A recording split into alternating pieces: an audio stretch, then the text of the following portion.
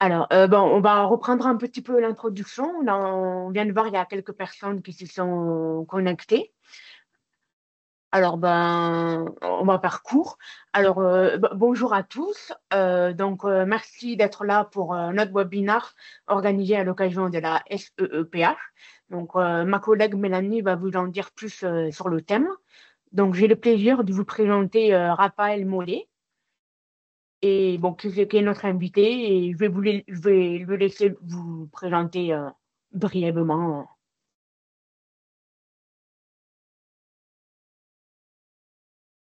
Bonjour tout le monde, je suis Raphaël, voici mon signe. Je travaille excusez-moi, je travaille chez Schneider Electric, je travaille dans la comptabilité depuis 34 ans et je suis utilisateur Helios. Voilà. Merci beaucoup. Et donc voilà, ben, encore merci à tous d'être présents, et je vais laisser la parole à Mélanie qui va vous présenter un peu le webinaire. Voilà.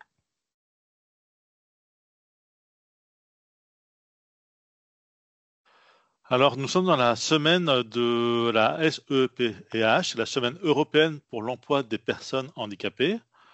Et donc, nous avons choisi pour Helios un format de webinaire qui nous semble adapté pour cette semaine. Donc, nous avons fait venir des utilisateurs Helios qui ont de l'expérience dans l'utilisation du service et qui auparavant avaient des difficultés, qui manquaient d'outils de communication. Et donc, on va profiter de ce webinaire pour échanger ensemble, pour discuter des solutions, quelle forme les solutions ont prise avec le temps. Donc, je vais vous présenter l'organisation de ce qui va suivre.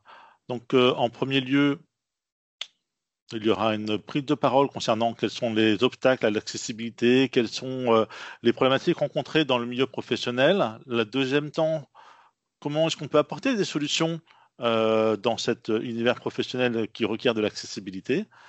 Et en troisième point, on aura un témoignage de Raphaël en lien avec son parcours.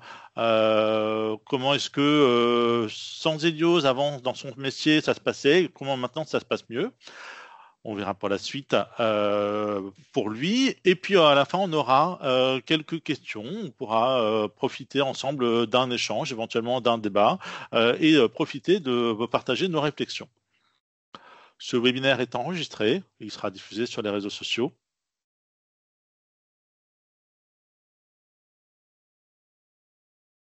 Les règles sont assez simples pour les prises de parole, que ce soit pour les questions, les réponses, pour que ce soit plus agréable pour les interprètes, codeuses et transcripteurs, bah, tout simplement lever la main avant de s'exprimer. Et comme ça, on peut faire des tours de parole. Et voilà. Merci à tous d'être ici. Merci Mélanie. Alors, on va commencer. Alors, vu le temps, on va un peu. Alors, attendez, excusez-moi. Ah, c'est bon, il y a Sandrine. On va commencer donc la première partie, donc par rapport aux difficultés que rencontrent les personnes sourdes dans le monde du travail. Voilà, et ces difficultés-là, ça peut concerner plusieurs facteurs, à savoir la communication avec les collègues et les supérieurs. Ça peut être l'accès à la formation, ça peut être l'aménagement du poste de travail, ou aussi la mise en application des missions dans le cadre du travail. Et justement, Raphaël, on voulait voir avec vous, est-ce que dans votre parcours professionnel ou dans votre vie en tant que personne sourde professionnelle, est-ce, vous pouvez nous en dire plus les difficultés que vous avez souvent rencontrées dans le monde du travail, ou même avant, pour un entretien d'embauche et tout.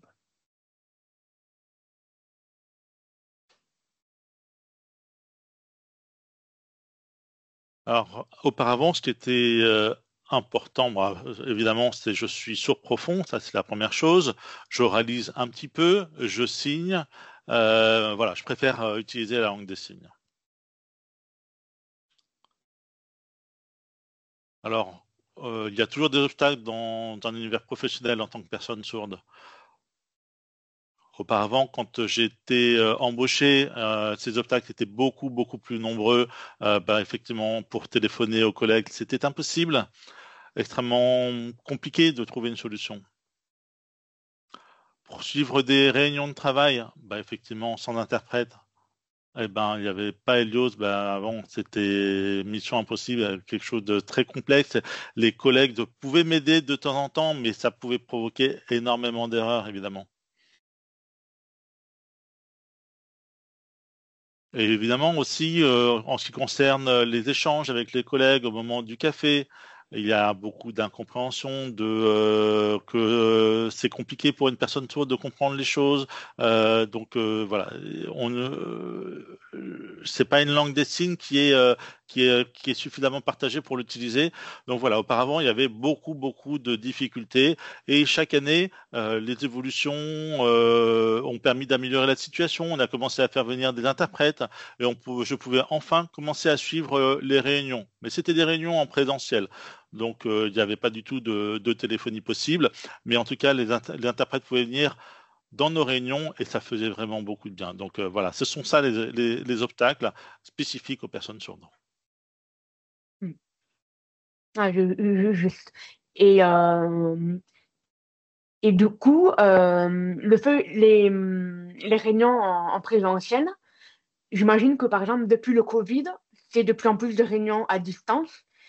Et donc, dans ce cas-là, est-ce que ça vous bloque également ou moins avec, par exemple, des solutions techniques comme Helios Entreprise ou le sous-titrage automatique voilà. Est-ce que vous rencontrez toujours les mêmes difficultés ou c'est c'est différent maintenant?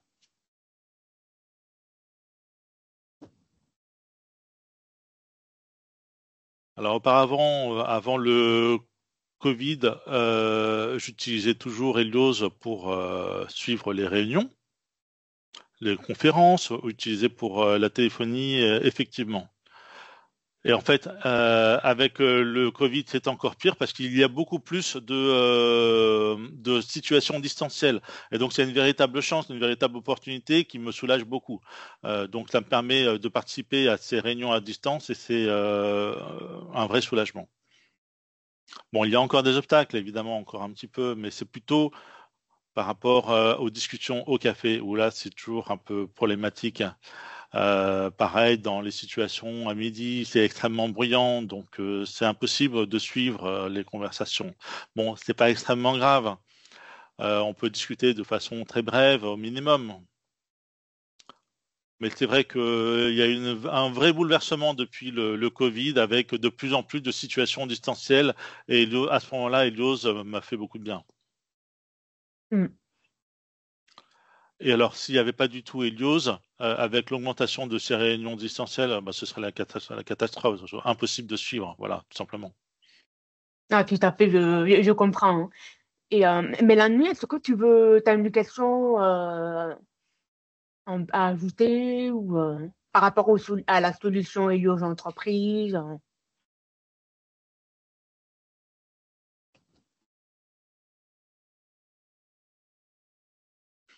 Alors, les réponses de Raphaël sont déjà bien complètes. J'ai une question néanmoins.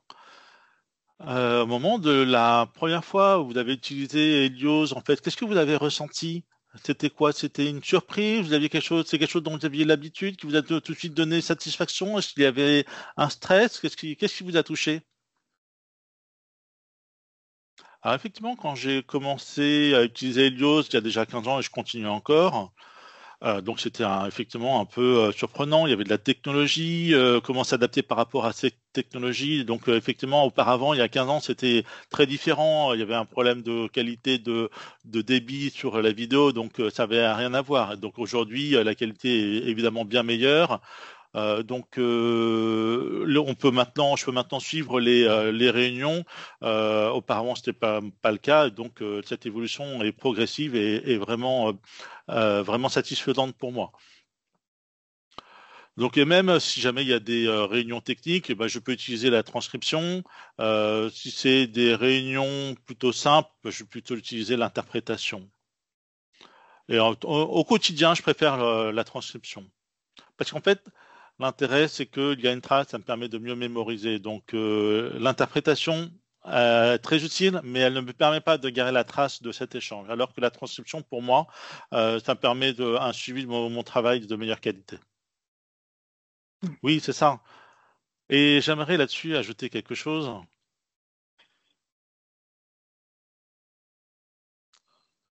Est-ce que, avant d'arriver chez Elios, est-ce que c'est vous-même qui l'avez choisi ou est-ce que c'est votre responsable qui l'a fait pour vous? Et puis alors, peut-être vous avez commencé à utiliser l'outil, mais comment ça s'est passé vis-à-vis de vos collègues? Est-ce qu'eux-mêmes ont été surpris? Est-ce qu'ils ont été accompagnés dans votre l'utilisation de cet outil? Ah oui, c'est une bonne question. Alors, il y avait deux raisons de ce choix d'Helios pour moi. Donc, il y avait la transcription et la langue des signes, donc et la LPC aussi. Donc, je pouvais faire ce choix-là. Euh, Et donc, en fait, au moment de la réservation de cette de l'accessibilité des réunions, je peux faire le choix du mode de communication qui m'intéresse. Et donc ça, c'est l'intérêt d'Elios, c'est qu'on peut choisir si on préfère avoir un mode de communication en langue des signes avec un interprète en transcription ou en LPC. Et alors l'autre chose, c'est quand on veut téléphoner, donc on a une durée d'attente. Une durée de communication réduite. Donc, peu importe, on peut choisir un mode de communication ou un autre, et donc on peut téléphoner librement avec quand même une limite de temps de 15 minutes. Et pour mes collègues, en fait, ça me permet d'améliorer leur reconnaissance de moi-même. Donc, ils ont bien vu que les personnes sourdes avaient besoin d'un outil comme Helios et ils sont aussi un peu plus sensibilisés au rythme de communication, au fait qu'il fallait prendre le temps pour faire des échanges, pour avoir un système de questions-réponses. Et en fait, ça, mes collègues l'ont tout de suite compris. Ils savent que ça fait partie de mon quotidien. Et donc maintenant, en fait, j'ai beaucoup moins besoin d'eux pour pour mon quotidien. Donc et puis aussi, je peux utiliser l'outil Teams pour mon autonomie. Donc je peux également téléphoner à l'extérieur et grâce à des interprètes qui sont sur Helios. Donc en fait, ok, bah, Raphaël, il est sourd, mais on est dans une situation d'équité par rapport à mes collègues. Donc en fait, comparativement auparavant, c'est quand même de bien meilleure qualité. Alors bien sûr, la mission handicap de mon entreprise, m'a accompagné avec ses sensibilisations, ses préventions. Donc parce que des personnes sourdes dans l'entreprise, il y en a plusieurs. Donc il faut sensibiliser les collègues, il faut sensibiliser les responsables, il faut sensibiliser des personnes des ressources humaines. Donc à savoir comment est-ce que communiquent les personnes sourdes, est-ce qu'elles utilisent l'oralisme, la langue des signes. Voilà, chacun est différent. Merci beaucoup pour cette réponse. Marion, tu voulais ajouter une question peut-être? Ou rajouter quelque chose par rapport à ça? Pardon. Alors, oui, j'ai une question. Alors, Raphaël, j'ai une question. Qu'est-ce que vous conseillerez aux personnes sourdes qui cherchent un travail ou qui sont en entreprise pour qu'ils puissent, que leur intégration soit favorisée au sein de l'entreprise? Est-ce que eux aussi, ils doivent faire comme vous, sensibiliser les missions handicap, RH, ou c'est aussi, comment dire, aussi à l'entreprise de faire l'initiative. En fait, pour vous, c'est la personne sourde et l'entreprise qui doivent sensibiliser pour l'accessibilité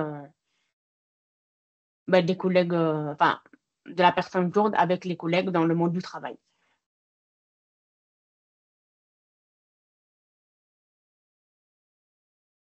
Effectivement, en fait, quand une entreprise embauche une personne sourde, une ou plusieurs, il faut effectivement, dans un premier temps, au minimum, une sensibilisation sur ce que c'est que la surdité.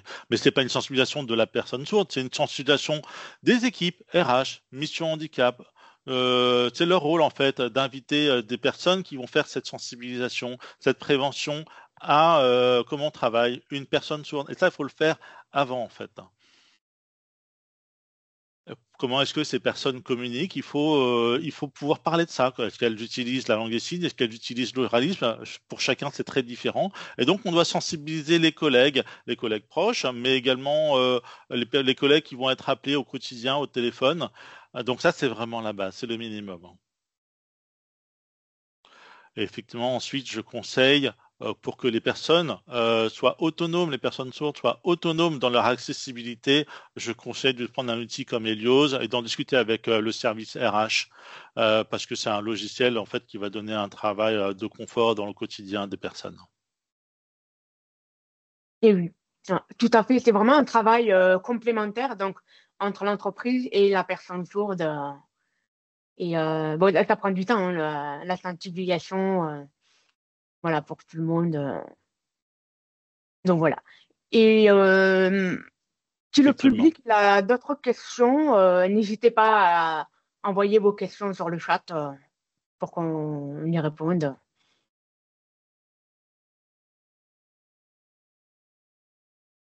Après, voilà. Mélanie, on passe à la partie suivante. Oui, bien sûr. Parfait. Alors, on peut passer à la partie témoignage. Donc, là, c'est plus la partie témoignage. Par exemple, bon, par exemple, je peux commencer. Moi, en tant que personne sourde, donc, j'oralise, je pratique la langue des signes. Et en fait, j'ai rencontré des difficultés. Ça a commencé pendant mes études, donc très, très, très tôt, bien avant le monde du travail. Donc, par exemple, une fois, je devais bénéficier d'un aménagement de temps pour passer les examens et pour des études supérieures. Et par exemple, le rectorat, il a refusé en disant, bah, c'est pas possible parce que pour eux, une personne sourde ne peut pas faire des études supérieures. Voilà. C'est très rare, mais ça arrive, quoi. Donc, ça m'a bloqué déjà là pour passer les examens, quoi. Et après, dans le monde du travail, bah, comme vous le savez, Raphaël et Mélanie, bah, manque d'accessibilité pour la prise de poste. Donc, pas impossibilité de passer enfin, des appels aux clients, aux collègues, aussi impossibilité de participer à des réunions en pot. Donc voilà. Et donc ça, il a fallu, ben, comme vous, Raphaël, se battre, aussi sensibiliser auprès des collègues et de la hiérarchie. C'était très très très long. Et après, enfin, ben, en arrivant chez Ilios, voilà, j'ai pu bénéficier des Lions entreprises et c'est vraiment, en fait, c'est rassurant. C'est là, on peut occuper un poste de manière totalement autonome, quoi. Voilà. Et je sais pas toi, Mélanie, peut-être toi aussi, tu peux présenter ton parcours aussi. Absolument, oui, bien sûr. Aujourd'hui, donc, je travaille chez Elio depuis 2 ans et j'ai l'impression que ma place est reconnue dans mon autonomie. Et donc, c'est une véritable satisfaction. En fait, ça enlève mes inquiétudes, ça enlève mon anxiété, l'accessibilité est quasiment automatique et donc c'est un vrai confort. Alors qu'auparavant, donc comme Marion, j'étais dans une situation sur mes études et il y avait pas mal de difficultés. Le monde du travail, pareil, il y avait des difficultés. Mais déjà, dans les études, il y avait des obstacles en réalité. Et ça me donnait un frein. Alors, un frein, comment dire? Il fallait pas que je double forcément enfin, il fallait que je double mes efforts. Donc en Normandie, à l'université, donc il n'y avait pas de budget pour les interprètes, ou alors c'était extrêmement court en nombre d'heures. Et puis après, je suis allé sur Paris et l'accessibilité est vraiment complète, hein, parce qu'il y a un pôle pour l'accessibilité sur place dans l'université, et donc tout le monde connaît ce système et c'est beaucoup plus confortable. Dans le monde du travail, en fait, sans Elio, je travaillais dans l'éducation nationale. J'étais professeur de langue des signes, donc il y avait des élèves entendants, des élèves sourds. Donc la relation avec les élèves, elle se passait bien, il n'y avait pas de soucis, tout le monde faisait des efforts.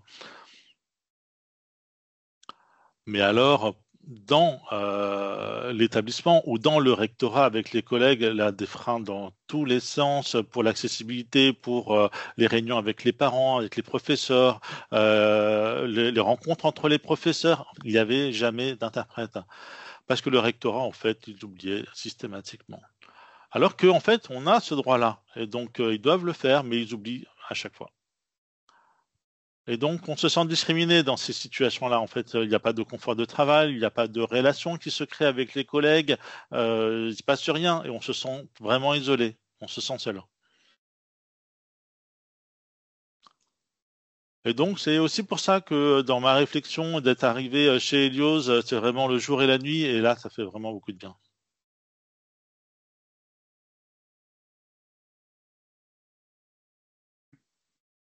Et Raphaël, j'imagine que cette situation est proche pour vous. Vous avez déjà rencontré ces mêmes difficultés? Alors, j'ai fait plusieurs services, effectivement, j'ai navigué dans plusieurs services. Donc, il y a des chefs, des responsables qui comprennent tout de suite de quoi il s'agit, qu'est-ce que c'est que la surdité, et d'autres, pas du tout. Et donc, il faut batailler, il faut faire de la prévention, il faut répéter sans arrêt. Et donc, certains acceptent plus difficilement, et en fait, peut-être qu'ils ne sont pas convaincus, mais voilà, c'est la diversité humaine. Alors, j'ai la chance d'être dans une grosse entreprise où il y a déjà beaucoup de prévention, beaucoup de sensibilisation sur ces questions-là. Et en fait, quand une personne sourde arrive, je lui conseille toujours de continuer à se battre, de pas lâcher, d'appeler la mission handicap, d'appeler le service RH, de toujours se battre et de continuer à éveiller les consciences et de pas attendre, de réclamer ce dont on a besoin pour travailler confortablement. Et je vous rejoins tout à fait. Je suis d'accord avec vous. En fait, auparavant sur les études, voilà, c'était la catastrophe également. Il fallait se battre, mais apparemment c'était vraiment très très compliqué. Il y avait quelques interprètes, mais avec zéro budget. Donc on devait passer par l'écrit. Je devais recopier les devoirs, les feuilles. Donc et repasser par la traduction. Enfin, c'est vraiment très très très très compliqué. C'était dommage cette époque. Alors, je rebondis sur, on a une question intéressante. Donc, une question de Karine Mal. Donc, faut-il que l'entreprise soit conventionnée avec la GPUP ou non? Comment peut-on savoir quelle entreprise est déjà sensibilisée à la surdité ou utilise déjà cet outil Elliot?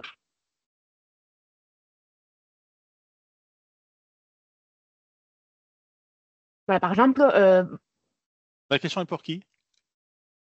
pour vous, Raphaël, par exemple, votre entreprise, est-ce que pour avoir Helios entreprise, est-ce que vous et votre RH, par exemple, vous êtes passé par la GPUP pour pouvoir bénéficier des solutions d'accessibilité?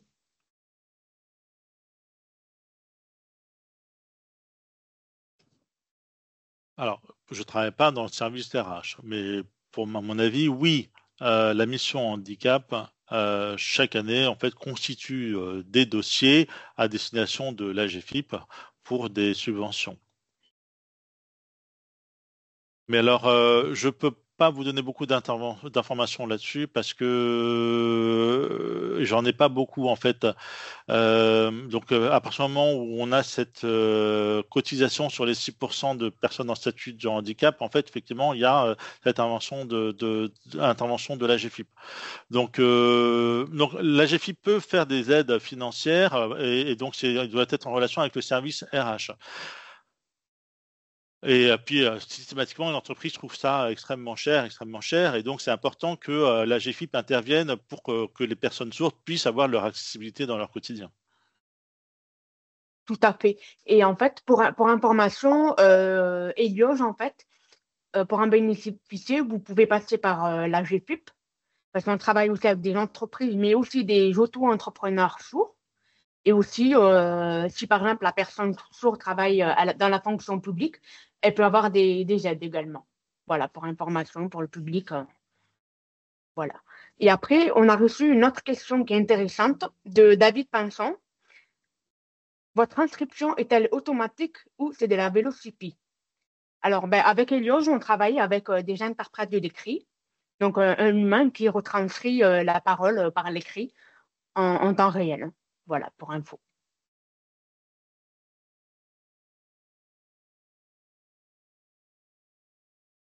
Donc, voilà. Et donc, peut-être, Mélanie, on peut passer à la partie suivante. S'il n'y a pas d'autres questions du public.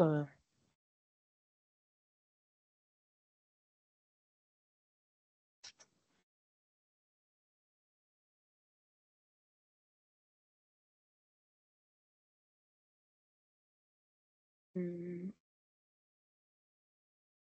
le- Il y a pas, je pense qu'il n'y a pas d'autres questions. Donc, il y a déjà, on a déjà répondu à tout ça. Ouais, je pense que toutes les réponses ont été apportées. Alors, je réfléchis à une autre question, peut-être. Ah si, il y a petite question que j'ai relevée tout à l'heure. Euh, donc,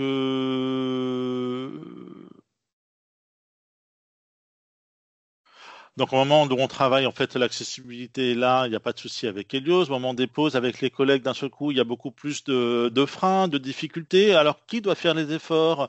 Est-ce que, d'un seul coup, l'accessibilité, elle est mise aux oubliettes?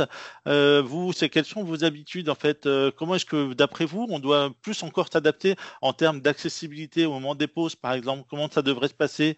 Comment est-ce qu'on pourrait faire, en fait? Est-ce qu'il y a une solution? Est-ce qu'on pourrait apporter quelque chose?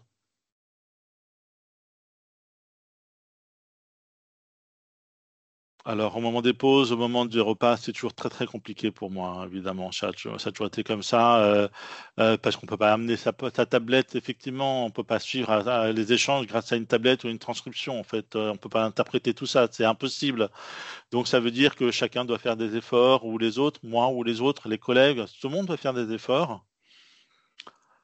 Peut-être parfois en parlant doucement ou de temps en temps en écrivant parce qu'il y a assez bruyant, donc il faut demander de passer par l'écrit ou de parler plus lentement. Ou parfois, on peut utiliser aussi le portable. Donc il y a des applications comme Ava, donc c'est assez pratique. Donc les personnes qui parlent ont la retranscription. Alors bon, c'est pas de très très bonne qualité, mais comme on dit, bah, c'est mieux que rien. Voilà. Donc, s'il y a peu de bruit, ça peut fonctionner, en fait, cette transcription automatique via le téléphone. Mais ça dépend des collègues, hein. Certains font des efforts, certains n'en font pas, certains s'adaptent pas du tout, certains font le minimum. Donc, ça implique des échanges courts, mais en tout cas, il faut éviter ces situations d'isolement, ces situations où on se retrouve seul. Donc, il faut continuer à travailler sur l'inclusion. En fait, on fait des sessions courtes, voilà, c'est pas l'idéal. Effectivement, c'est vrai. Hmm, tout à fait. Et je tiens à rajouter, alors pour information, nous, chez Elios, on a récemment lancé un nouveau service qui s'appelle Elios Campus. Pourquoi? Parce qu'en fait, on a constaté que la sensibilisation dans les entreprises pour l'intégration et l'accessibilité des personnes sourdes est très importante. Et comme vous l'avez dit, Raphaël, c'est un travail de longue haleine. Et donc, nous, en fait, notre premier centre de formation 100% accessible pour tous. Donc, nous, on va être amené à proposer ben, à intervenir dans les entreprises pour pouvoir sensibiliser sur ce sujet-là. Et on propose également des formations pour les personnes sourdes et aussi un accompagnement pour pouvoir intégrer le monde du travail, à savoir par exemple comment savoir se vendre en tant que les compétences, aussi préparer bien son CV, comment se présenter en entretien, etc. Donc voilà. Et donc en fait, si vous voulez plus d'informations concernant notre service Helios Campus, donc on a un site internet et aussi vous pouvez nous contacter par mail à communication@helios.fr pour qu'on puisse vous envoyer les plaquettes de présentation et même vous mettre en contact avec le responsable de notre centre de formation. Voilà, pour info. Voilà, Ok. et là, on peut vous envoyer aussi, comme on a vos adresses mail, après le webinaire, on peut vous envoyer le support voilà, par mail d'Helios Campus, voilà, pour en savoir plus sur notre service, notre nouveau service. Voilà.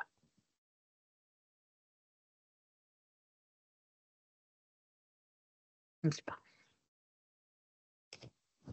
Alors, j'ai vu dans le chat également d'une personne qui a une question. Alors, les informations dans les entreprises concernant l'entreprise Helios, où est-ce qu'on la retrouve, comment ça fonctionne, comment ça se passe. Donc, les personnes se demandent comment, est-ce qu'il existe un support, un guide d'accompagnement pour les entreprises? Voilà la question. Alors oui, je vais répondre. Donc effectivement, il y a de la documentation qui vous permet d'avoir des guides, des accompagnements, des explications, comment fonctionne le service, quel type de matériel doit être utilisé. Et donc au moment de la fin de ce webinaire, on pourra partager ces supports dans la conversation pour les personnes qui souhaitent le télécharger si besoin.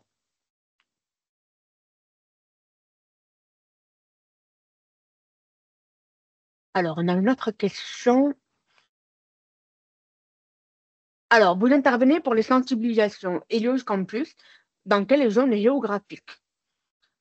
Alors, pour répondre actuellement, si je ne me trompe pas, on peut intervenir sur Paris et Toulouse. Et petit à petit, on peut intervenir sur partout dans la France. Voilà. Nous, notre objectif, c'est pouvoir accompagner les entreprises et les personnes sourdes sur tous les territoires français. Voilà.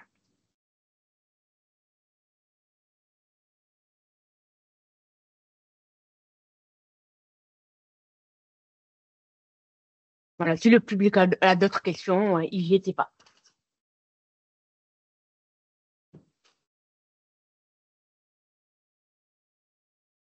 Alors, Raphaël, éventuellement, peut-être vous-même, il y avait quelque chose que vous vouliez rajouter en réaction à certaines choses, ou peut-être vous avez des questions vous-même.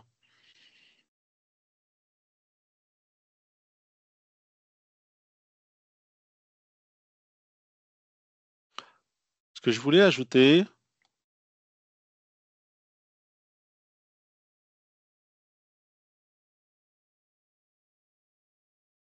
il faut vraiment pas hésiter à solliciter les RH, la mission handicap pour promouvoir un outil comme Helios, de les mettre en relation, parce que vraiment, en termes de confort, c'est primordial. Ça évite d'être refermé sur soi, ça évite d'être isolé dans l'équipe.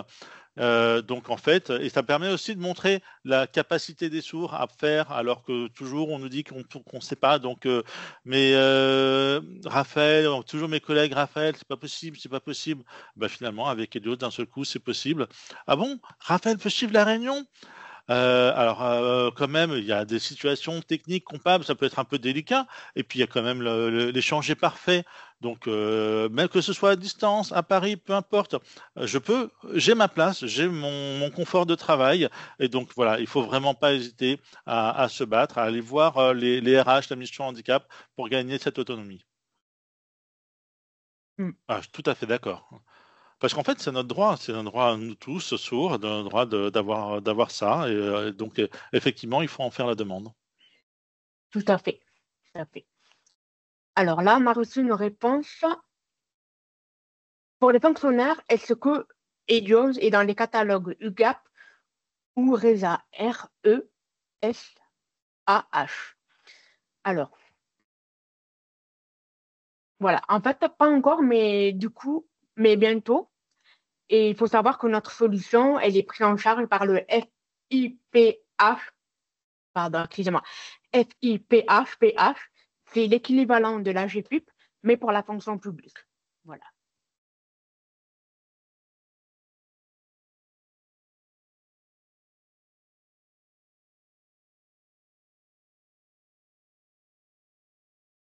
Alors, on a reçu une autre question du public. Elios Entreprise intervient à la demande ou avec des contrats en fonction du nombre d'heures d'utilisation. Alors, pour y répondre, nous, en fait, on s'adapte aux besoins de chaque personne sourde, en fait, en fonction de son secteur d'activité, de son métier, des besoins de l'entreprise, du budget. Voilà, nous, vraiment, on s'adapte aux besoins de nos clients. Voilà.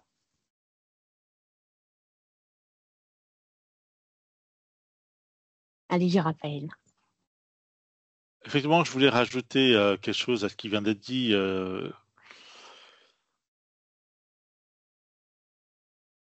crois que dans mon entreprise, il y a une quinzaine de personnes sourdes. Eh ben, pour l'utilisation des JAWS, on utilise un forfait pour cette quinzaine de personnes sourdes. Et donc, on utilise un système d'heures forfaitaires. Et si jamais ce volume est dépassé, en fait, on peut en discuter avec les RH. Et les RH se mettent en relation avec Helios. Et c'est pas notre problème. Donc, en fait, on va faire une évaluation des besoins de chacun dans l'entreprise. Est-ce que c'est un travail de production, un travail de bureau? Et donc, d'un seul coup, en fait, on peut faire des réévaluations de forfait en fonction de la consommation de chacun, tout simplement. Merci, Raphaël, pour ce complément d'information. Voilà. On a reçu une autre question. Le contact téléphone ou mail pour mettre en place l'accessibilité avec Helios. Donc, vous pouvez nous contacter par mail à communication@helios.fr. On a mis notre mail sur le chat et nous, on transmet votre demande à notre service commercial qui va prendre en charge votre demande. Et on intervient partout en France.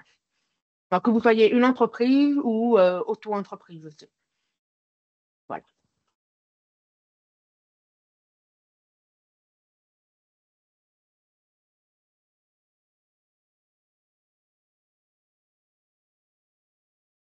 Est-ce qu'il y a d'autres questions? Je crois que dans le chat, il n'y en a pas d'autres. Je pense qu'on va bientôt clôturer ce webinaire. On va peut-être attendre une ou deux minutes, voir s'il y a d'autres questions.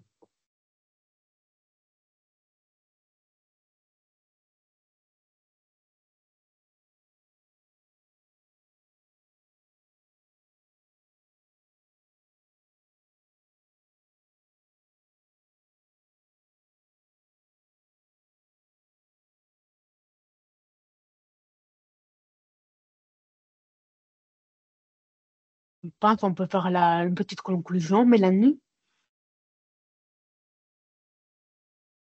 Alors, du coup, tu veux la faire ou je la fais comme tu Toi veux? ou moi, comme tu veux. Allez, je peux. Ce sera complémentaire. Tu pourras Parfait. compléter s'il y a besoin. Pour synthétiser, ce qu'on a vu, c'est que les personnes en entreprise qui utilisent Helios dans leur vie de tous les jours, il y a un intérêt. On a vu le témoignage de Raphaël qui permettait en fait de faire comprendre en fait comment on utilise Helios, comment ça se passe vis-à-vis des collègues. Et donc, ça, c'était particulièrement intéressant. Euh, Peut-être pour les personnes jeunes qui rentrent dans les entreprises, comment ça va se passer pour eux, leur accessibilité. Donc, voilà, un témoignage intéressant par rapport à ça. Ce qu'on a vu également, en fait, c'est sur les freins à l'accessibilité. Dans le monde professionnel, ben, on a des solutions, mais en fait, dans le monde des études, c'est pareil. Ça existe depuis ce moment-là, en fait. Ça existe avant le monde professionnel, que ce soit à l'école, sur toute la carrière de vie de chacun. Et on voit que dans le monde, en tout cas professionnel, ça commence à s'améliorer, mais c'est long, c'est très très long. Petit à petit, les choses avancent. Ce qu'on a vu également, c'est que les solutions d'accessibilité Helios, donc il y avait 3 modes de communication, la langue des signes française, la transcription et la LPC.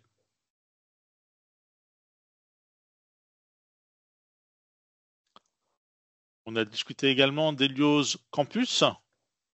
Donc, ça nous permet en fait des interventions de formation partout en France.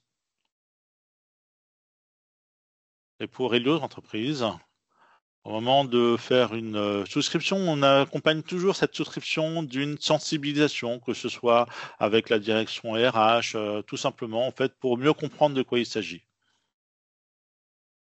Je pense qu'on a vu tout ça, il me semble, je crois, c'est ça, Marion? Vous voulez ajouter quelque C'est chose? parfait, Mélanie, tu as tout dit. Juste un petit complément. En fait, pour l'accessibilité des salariés sourds, c'est vraiment un travail, un double travail entre l'entreprise et le salarié sourd pour la sensibilisation, l'intégration, pour que tout le monde soit au même niveau, quoi.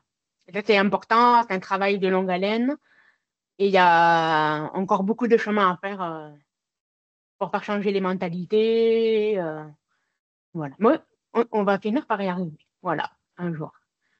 Donc voilà, donc si vous avez d'autres questions, n'hésitez pas à aller sur le site internet Helios ou à nous contacter par mail à communication@helios.fr et pour vous donner les réponses à vos questions. Voilà. Et du coup, ben, merci beaucoup pour votre participation et voilà. C'était un plaisir. C'était un plaisir également.